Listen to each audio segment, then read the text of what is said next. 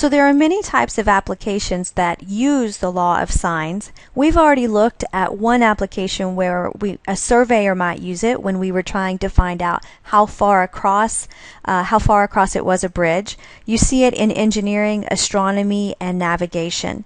So in this particular example, what we're looking at are two fire lookout stations, and I put a picture over here of Mother Neff State Park here in the state of Texas, where they have one of these fire lookout stations actually there at the park. And what they had happen in this particular example we're looking at is we have two fire stations and they spot the fire on the mountain, and you're given the bearing from station A to the fire and from station B to the fire, and you're asked to find to the nearest tenth how far is the fire then from station A. So what are we given? Although we're looking at the diagram here, let me make the diagram just a little clearer. So when they give us the bearing from station A to the fire is what's read as 50 degrees east of north. So if station A is right here and they told me that I'm 50 degrees east of north, so I would be on the right hand side, right, because that's east of this north-south line, that's the bearing up to the top of the mountain.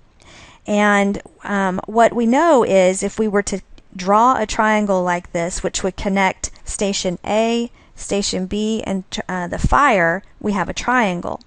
And when we have a triangle, we have interior angles that we're technically interested in. So if I know based on the bearing that this outside angle is 50 and the north-south line has to be perpendicular to the horizon, which is what this shows here, then I can tell by that the interior angle of my triangle here has to be 40, because 40 plus 50 is obviously 90. Now we can do that same process over here on for station B. Station B was given as having a bearing to the fire of 36 degrees west of north. So again, if this is the north-south line, 36 degrees west of that line leaves me 54 degrees inside of the triangle. Okay, so now we have some information then for our triangle we can use. I have an angle here of 54 degrees. I have an angle over here of 40 degrees.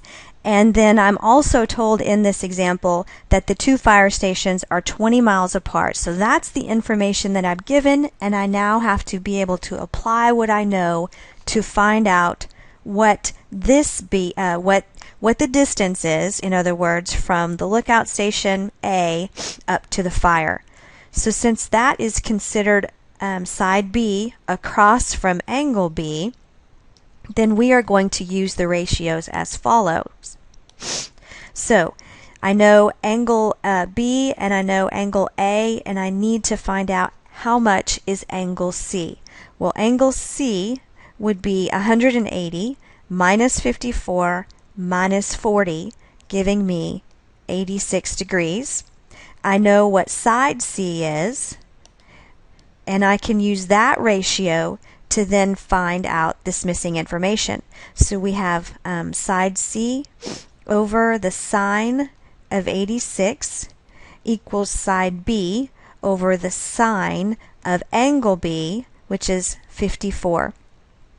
Solving for B, we have 20 times the sine of 54 divided by the sine of 86, and then rounding to the nearest tenth, I find that it is 16.2 miles then from station A all the way up to where the fire is at.